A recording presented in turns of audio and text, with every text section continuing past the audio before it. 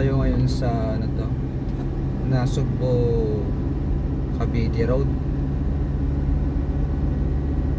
Ito yung daan sa likod para hindi tayo dumaan ng Tagaytay, Nasugbo. So dito tayo dumaan sa Maragondon, Ternate, tapos tatagos niya Nasugbo.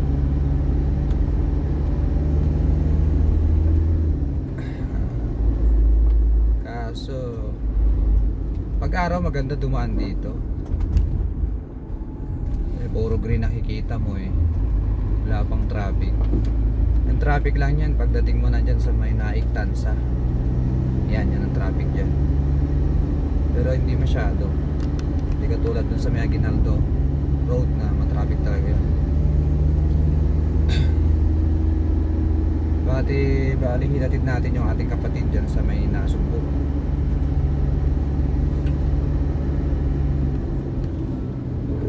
Sa Google Maps kasi natin ito yung pinakamalapit, mas malapit dito kaysa sa kabila.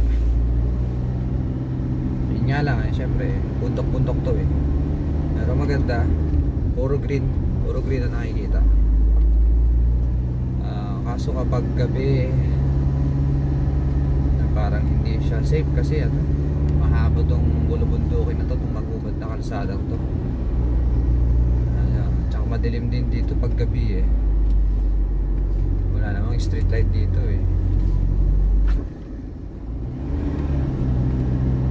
Bali paglagpas mo ng Patungan Cove, Kaibiyang Tunnel din Patungan Cove, piraso na lang yun, Nasugbo na. Pero yung Nasugbo proper syempre malayo pa yan. Maganda kasi ang kalsada pag dito ano lang tayo, tawag to, chill ride lang to, takbo lang 40 lang. Ganda ng coaster. Ito pala yung coaster ng Toyota ganda yan sa outing ng school. Laki, parang baby bus na maliit Itong kagandahan dito, puro green talaga. Hindi ka maboboring sa paligid. So tawag dyan, nature. Puro green talaga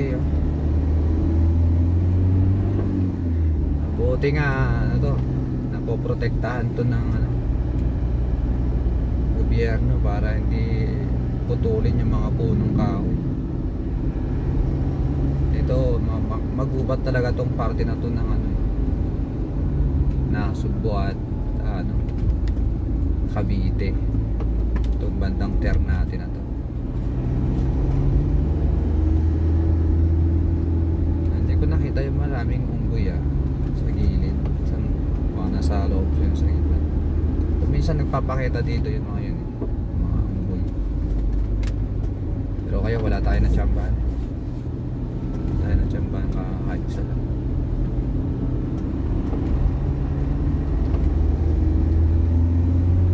Nagtitinda yun ng lobster for sale. To kasi pababa, paakyat. Ito ang kalsada rito.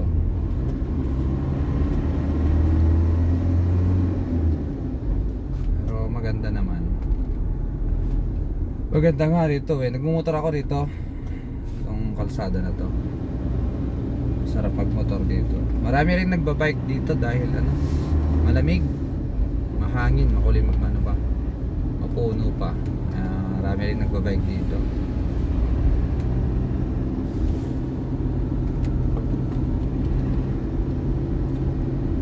Kaunti kasi ang dito dumadaan.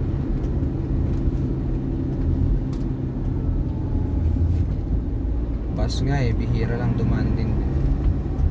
Pero kanina may nasa lubong ako, dalawa lang, wala na. Madaan lang talaga. Diretso na yan, PITX.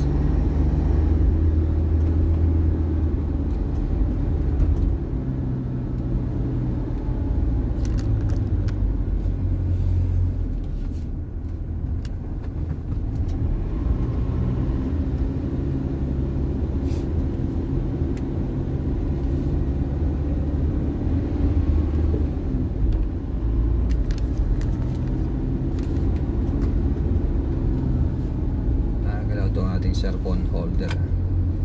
Hindi masyadong maigpit. Ito mga motor na yan ha, ano yan, naliligo na dyan sa may Patungan Cove. Ito ng boundary ng Cavite at Batangas.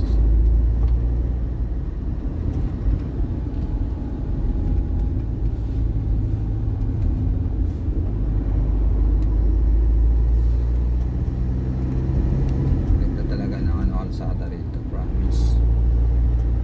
Ayun, dito na yung mga baka.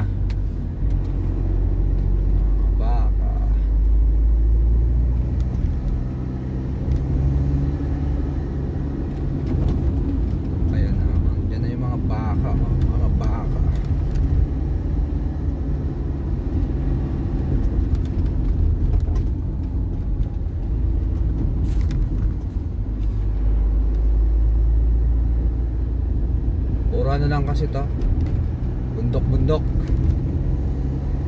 Ayan na.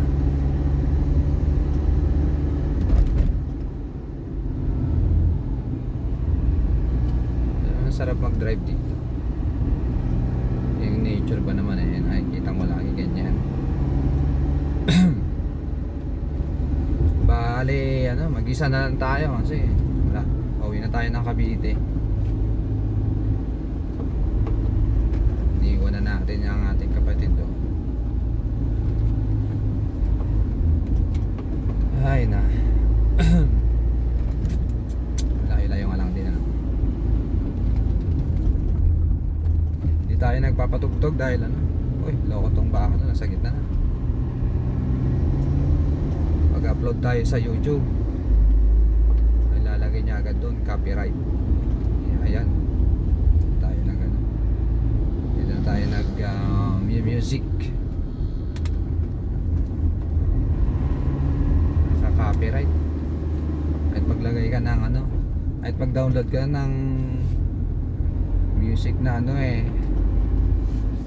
non-copyright, copyright pa rin. Hindi, wag ka na lang maglagay ng music para walang copyright. Wala kang problema.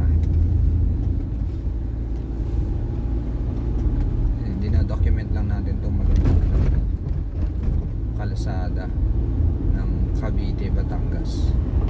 Dito sa likod to daan ka dyan sa Maragon Duterte. Uy, butas. Dito na tayo sa to, Patungan Cove na yan Patungan Cove.